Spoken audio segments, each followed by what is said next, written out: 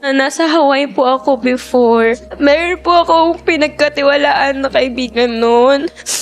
Nagtiwala po ako sa kanya kasi taga doon siya. Tapos na nakita po ng mga tao, lumabas ako no quarantine, first day ko doon. Nabash po ako noon and na-arrest po ako noong time na yun. So every time na may nagagawa akong mali, bumabalik yun, yung bashing sa akin about sa pag-arrest sa akin. So every time na nagkakamali ako, natatakot ako na baka bumalik yung nangyari sa Hawaii. Na yun nga, ang tanga ko. Mika, please break the quarantine. Sabi mo sa akin, Finest, break the quarantine, please.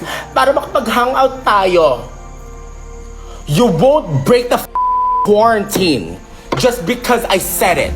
May sarili kang isip. Okay? So don't put the blame on me dahil lang doon. No, seriously, don't put the blame on me. 100% don't put the blame on me. Kasi may kasalanan din si Mika sa part na yon, okay? Pero I will clarify na hindi siya nakulong.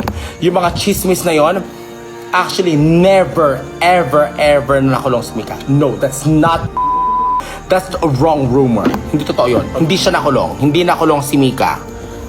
Kasi maraming mga OA na mga nagsasabi rin dyan na nakulong siya. Hindi po siya nakulong.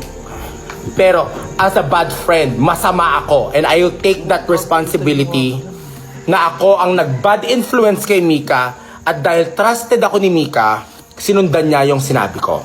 Okay? And I take 100,000 full responsibility on that. Ako ang may kasalanan doon as a bad friend. Okay? Tapos. Pero, as a person, considering what's happening in the world, you know there's COVID and may 14-day quarantine.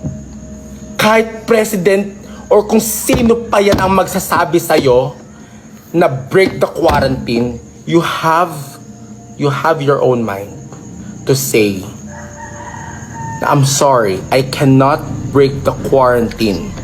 I have to follow the quarantine and I'm so sorry. You have to wait for another 14 days for quarantine until I get to hang out with everyone. The reason na sinasabi ko to, just to clear the air. Kasi, ang dami nagme-message sa akin eh. Kasi, bringing up niya yun. May pinag-trust ako. Meron akong pinagkatiwalaan sa US. Sino pa ba yun? Eh di ako. So, I will say my part. Hindi ko hahayaan din na matapakan ako. I don't care. 'Di ba? Alam ko matagal na tong PBB na to, pero matagal din ako na nahimik. I was not making videos for 5 months.